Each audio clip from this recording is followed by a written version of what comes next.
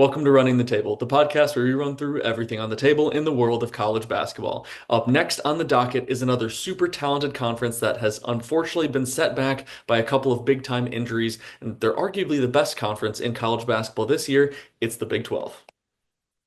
That's the biggest thing about the Big 12. I was going to say, with fully healthy, they would be the best conference in college basketball, but with a few major injuries and a few key personalities along the way, there's a discussion. But regardless, they should field many teams in the tournament, and I'm ready to break them all down. Absolutely. So without further ado, let's run it. Starting off with one of the top three teams in college basketball pretty much for this entire season, the Arizona Wildcats. Led by Tommy Lloyd, they have been one of the premier teams this entire year. They lost back-to-back games in early February, but have been perfect the rest of the way. Their defense first, but their offense is so unique in the fact that it's really efficient and high scoring, but doesn't use the three ball very much at all. They can shoot it decently, but they just don't shoot it that much outside of Burries and Del Orso, who both have 120 plus attempts.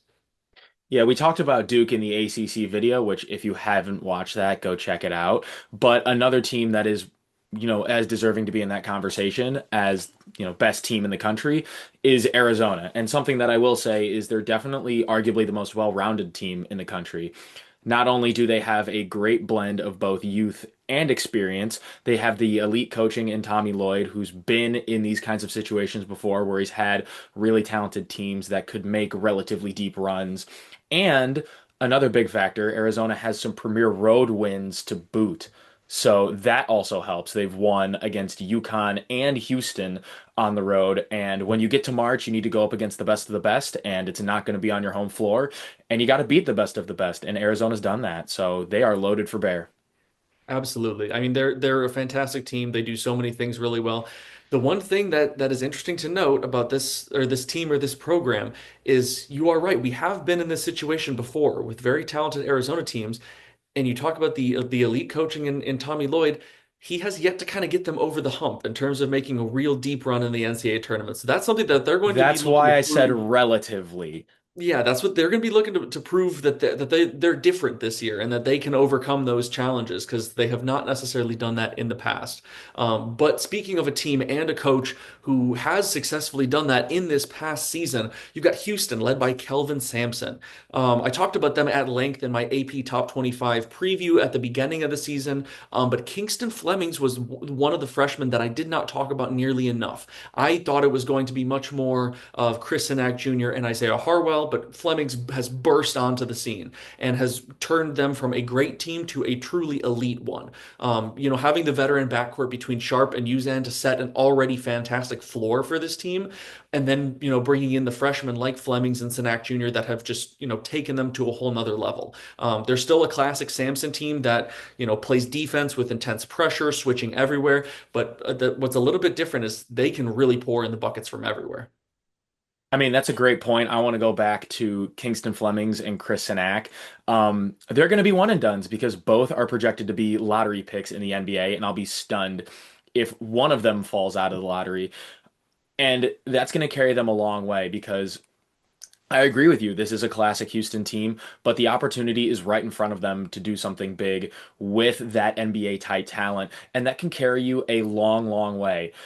And with the tough schedules they faced, they've made it through pretty clean. Their only losses are to ranked Big 12 and SEC teams when they took on a mid-February gauntlet. They're sitting at 24 and 5 right now, and three of those losses came in mid-February, three in a row at Iowa State versus Arizona and at Kansas. Now, you'd think that Houston was going to pick up one of those, but to see that they lost all three, that would explain the five losses. Other than that, they have been one of the top teams in the country throughout the entire season. For sure. And in that little, three-game skid that they have there, their biggest issue is sometimes their combination of, shooting from the outside with all of their various different guards and their insanely slow pace. Sometimes that can work against them where you keep the possessions low, and if the shots aren't falling, all of a sudden you're locked in a really close game. And they had a couple there where they just came out on the wrong side of those. Still have all the belief in this team. They're still a fantastic team. But that's going to be something to watch with their style of play because they are like bottom 15 in the entire country in adjusted tempo. So they They're want to play slow, slow, really, really slow. very much Snail so. speed slow. But moving on to another team that is defense first and pretty slow, but not nearly as slow as this Houston team. You've got Iowa State led by TJ Otzelberger. I personally know all too well of what this team is capable of, and at their best, they look damn near unstoppable. But 2026 has not been as kind to them as 2025 was, with all six of their losses coming in the new year. Watch our recap. Iowa State played at Mackey. And Tim, how'd it go? The Spark Notes version, please. Horrible. They did everything they wanted to. They got all the open shots. Purdue missed all the open shots. And speaking of, that game, Milan Momcilovic is insane. He is averaging 50% from three on 220 attempts. He fires them at will and he makes them like they're layups. It is crazy. For them, I think the biggest issue throughout some of the course of this latter half of the season has been Joshua Jefferson and Tamin Lipsey.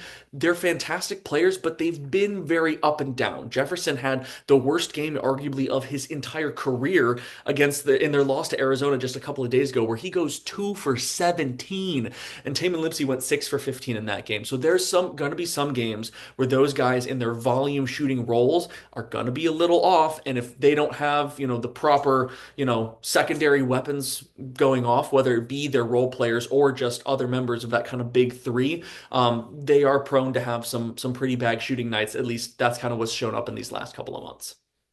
So I don't claim to be an Iowa State expert, at least not in the way you are, having that up close and personal look. But I think one of the most fun things about college basketball, if you root for a school and you're a diehard fan of the school, if said school beats you, then it is advantageous for you to be a fan of the school that beat you the rest of the way, so it looks better on your resume. The better So, loss. oh, 100%. It's not gonna look nearly as bad if you lose to one of the top teams in the country. So I find that to be incredibly funny and ironic. But it's not like going into Mackey is the only time that this Iowa State team took on one of the heavyweights and came out on top. They also have wins against Houston and Kansas. So they're more than capable of throwing a punch and taking a punch as well, which you're going to need to do in a conference as tough as this. Oh, absolutely. They have proven that they can both throw and take punches, and that's going to be big in March. They have all the talent and superstars really to take them as far as they want. The biggest question is going to come down to consistency and limiting turnovers in some of those big time matchups. But you mentioned, the fact that you when you lose to a team, you want them to keep winning for to be a good quality loss. Well, the same goes for wanting a good quality win against some of these high ranking teams. And this next team is a great example of that for Purdue as well. Texas Tech. Purdue ends up taking down Texas Tech early on in the season when they still had Christian Anderson and JT Toppin. Absolutely dismantled them in the Bahamas. And as they have continued to win, it's turned out to look like a great win for Purdue's resume since they've struggled to close out some of the other big time games that they've had. But the story with Texas Tech now is that their ceiling will always be unrealized in March because of the loss of JT Toppin. He is an absolutely unbelievable player. He was averaging like 22 and 11 with like 1.4 steals and 1.4 blocks or something like that. He is truly irreplaceable for that team, but I give them credit. They have righted the ship, quite frankly, better than I expected them to with his loss. They've had guys step up like Donovan Atwell and Lawan Watts, kind of filling in that scoring gap that he leaves. And now it's like they really rely on the 3-point ball to get them to get them going, just because of the fact that now they're not nearly as much inside out as they used to be having JT Toppin on the inside. Yeah, he's a guy that you absolutely can't replace. That ACL injury is awful for them. And if this season doesn't end up being what Texas Tech fans want it to be, it's going to be a big question mark. It's going to be a what if. But Massive if. something that you mentioned about, them riding the ship, a Grant McCasland led team I expected to be okay, at least tread water, if not float, but you're not quite, swimming the freestyle with Michael Phelps if you don't have that high end guy like JT Toppin there. But that is the biggest factor.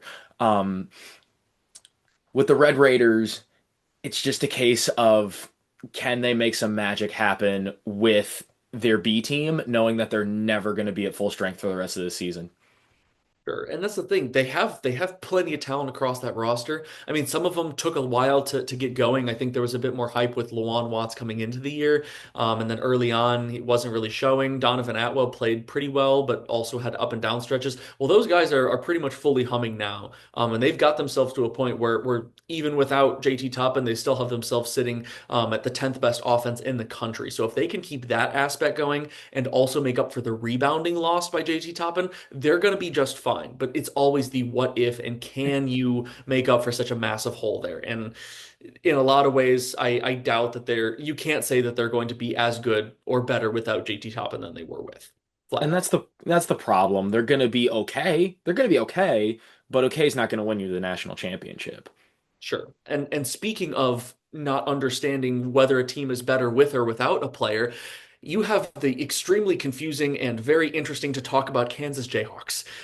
Bill Self is all too, used to all of this, but this is probably his most unique situation as a coach with a player like true freshman Darren Peterson. He is an incredible player. He has proven that he is a scoring machine and he scores the ball at will. He's had some difficult games lately where again he's a volume shooter and if he doesn't shoot well then Kansas will struggle. But he has been subbing himself out of games after dealing with some injuries earlier on in the season where he'll play 20 minutes, he'll go off for 18 20 points in those 20 minutes and then say, hey, get me out of here, I'm done.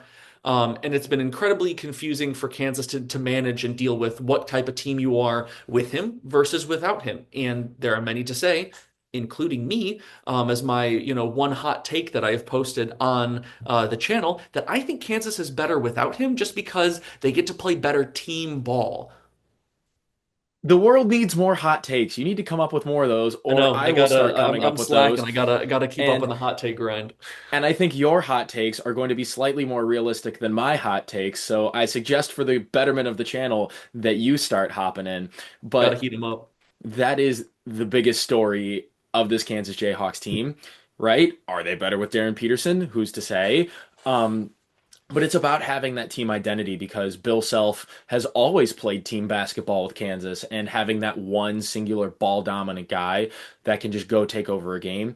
Yeah, that's nice, but unless you're a true ISO ball, get it to this guy and get out the way kind of an offense, you're kind of stuck in the middle of like, who are we with him? Who are we without him?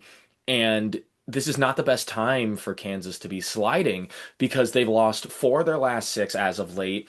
And some of those are understandable. You walk into Iowa State and you lose that one. All right, fine. Iowa State, we just talked about them, how good they can be. You go to Arizona, you lose. Okay, fine. We just talked about them as one of the best teams in the country. But then you look at Arizona State, that one's interesting. Yeah. And then you look in Kansas against Cincinnati, a Cincinnati team that like a win like that could save their season. And we'll talk more about them later because now they've elevated them into the bubble conversation with a win like that. And it's just kind of confusing to me at this point. We're in early March at this juncture where what's Kansas going to do? Are they going to be one of the hyper competitive Kansas teams that we're used to seeing, or are they going to roll over? Because it's really not out of the question for me, which is wild to say about a Bill Self team, but I can see it. I can see them kind of being a letdown. Yeah. Unfortunately, this is not the time that you want to be all of a sudden trying to re-identify or still be trying to figure out what your team identity is. And that unfortunately is the position that Kansas is in because you've played a fair amount of time sometime throughout the season with Darren Peterson flat out on the bench. You've played, an entire second half of basketball where he played almost the entire first half and then he disappears. And they've lost the last two in a row with Darren Peterson on the floor for mega minutes. So it's like now they're trying to figure out, okay, who are we? You talk about like that takeover one-on-one ball. That type of guy is amazing to have at the right time. There are Well, plenty of times in the NCAA tournament yeah, where that type of player is, game changing. Talk about Carson Edwards in 2019 for Purdue. But it has to fit in with game script. references to And it has to Purdue. fit out, it has to fit in with the rest of your team. And right now it doesn't fit like it doesn't feel like Darren Peterson is fitting in with the rest of the team. And it's really hindering guys like Melvin Council, who has shown really in Darren Peterson's absence, but while he's on the floor, he has to take a back seat, and I don't think it helps them as a whole. College basketball is a team game. Darren Peterson is arguably going to be the number one overall pick in next year's NBA draft. Although, So you don't think so? no, because I don't think Really? I don't think You think it's clearly this next guy that we're about to talk about? it's looking more and more like him just because of the fact that a lot of NBA executives are not really feeling Which his purely offensive game. which is an He's not a true excellent complete player. I mean, that's a good point, but the upside with Darren Peterson is there. But me being a Pacers fan, and as the Pacers are currently not playing very good basketball and trying to get that number one overall pick, I want BYU's AJ DeBonsa. And I think that's an awesome segue into, you can take a team only so far by yourself. You need that support, especially in college basketball. AJ DeBonsa is one of the most prolific scorers in the country this season, averaging almost 25 points a game, which is nuts. And you have that number two option in Rob Wright, but you have another big injury in Richie Saunders, which really limits Massive, massive blow BYU. to their And team. if you look down their schedule, they started 16-1. They were looking like an incredibly competent and powerful team, but they're just not the same. They lost 5 of 6 right after that. Then they won their two get rights. And now they've lost 4 or 5, including 3 straight as of late. And now you're asking questions about when this BYU team takes on some of the elites of the country. Are they going to hold up? I don't know. I don't know. And that's the problem is there was already some questions about them on the defensive end, even with Richie Saunders still in the equation. But now that they lost his production on the offensive end, and you now still have the defensive issues of trying to figure out, okay, what are our rotations now with him out of the equation? They're in a really rough spot. And you've seen that with how many games that they've lost. AJ DeBonsa and Rob Wright are still incredible, but they're seriously struggling to fill in the scoring gap from losing their third member of their big three. And unfortunately, when you have a massive, loss on that offensive end, kind of like what Texas Tech is going through. The thing that is that BYU doesn't really have that sort of defensive mentality or defensive grit, defensive identity to fall back on. Whereas Texas Tech with Grant McCasland, they're used to, having to build up from the defensive end, even with as talented of an offense as they do have. So that's, a big reason why BYU is going to continue to struggle, or at least struggle to be consistent. They're always open to nuclear performances by DeBonsa and Wright combined, similar to how the Louisville guards, Conwell and Michael Brown Jr., similar to how you can get, Hmm. nuclear games out of those two. But if you don't have the rest of the equation, you're still bound to struggle against a lot of these better teams, which if they want to make a run in March, they got to find out how to beat some of those. But we'll head on to another, interesting, more middle of the pack team for the Big 12 in UCF. They are such a random team this year with elite home wins at home over Texas Tech, playing number one at the time, Arizona, close at home and dropping 97 on BYU a couple of weeks ago. But On then, the road. On the yeah, road. on the road, and then also losing to Baylor and Oklahoma State in back-to-back games recently. They really just got to figure out what kind of team they are. Yeah, that's kind of what I see from Central Florida. They're another team that had a really, really hot start, but once they got into Big 12 play, it has literally been 2 up, 3 down, 3 down, 2 up, where like you go on these streaks where, you know, you think you've turned a corner and then you're right back down, and then you think you've turned another corner and then you're right back down. I mean, they'll make the tournament, but are you going to rise or fall to wherever your competition's at? And that's not conducive for a deep run. It's just not, because there's going to be one of those games where you're going to get got. And when you got, well, you got. Facts. Preach.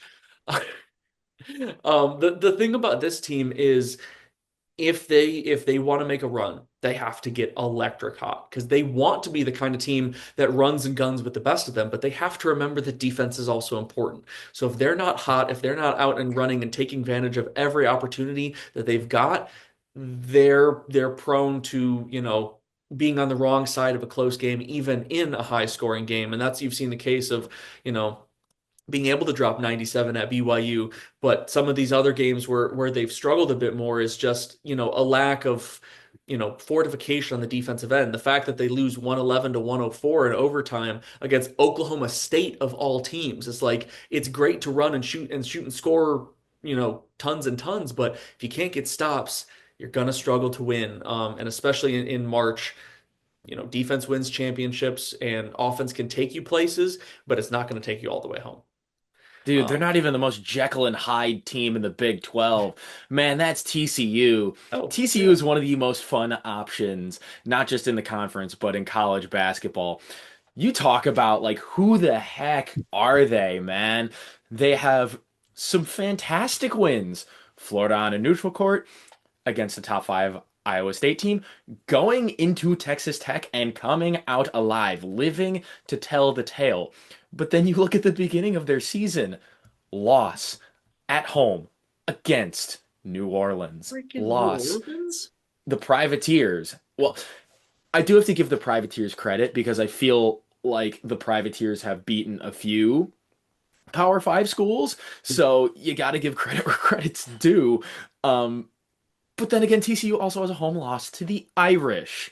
So, But then they also went and gave Michigan a run for their money like 2 weeks into the season. So it's and like, and now they're hitting their stride at the right time, winning seven of their last eight. So I don't know whether to be all in or all out on the Horned Frogs. Knowing myself, I'm probably going to be all in because this is too much fun to pass up. I love it. I love the chaos. This they are really is March, man. This is they March. are fun. There's something about TCU specifically.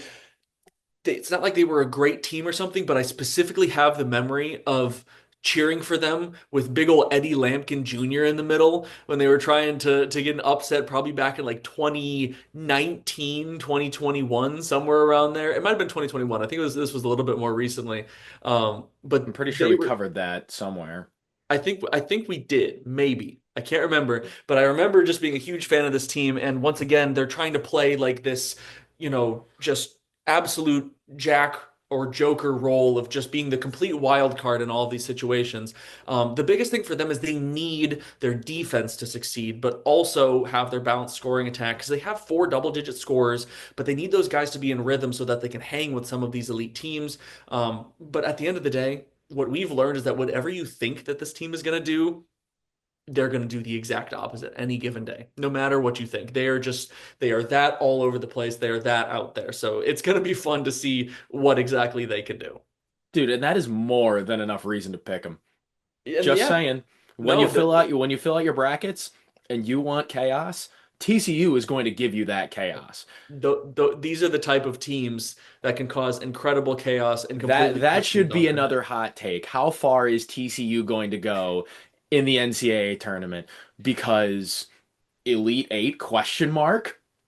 That would be insane. But another team that has been able to cause some pretty interesting chaos throughout the course of this year is Cincinnati, led by Wes Miller. Wes Miller had guys like Ryan Hammer. Shout out Ryan Hammer. Love watching all of his content. They had him talking about this team pretty damn highly coming into the season, but November through early February was ugly for them. They're currently sitting at 17 and 13, and the only reason they're back in the conversation is they started turning it around as soon as word and rumblings kind of got out there that Wes Miller might be coaching for his job. Now they've rattled off 6 wins in their last 7 games, including going into Allen Fieldhouse and giving Kansas their worst home loss in the entire Bill Self era. That's insane. Kansas has played some, they've been incredible teams. They've also been some rather mid teams and played some incredible teams at home. And Cincinnati was the one to give them their worst loss at home. The biggest thing for them is that their offense has massively picked it up recently because they are an elite defense. They're 10th in the country in defensive efficiency. But if their offense is able to keep pace with the roughly 85-ish points per game that they've averaged over these last 7 games, all of a sudden they are a really, really dangerous team. Yeah.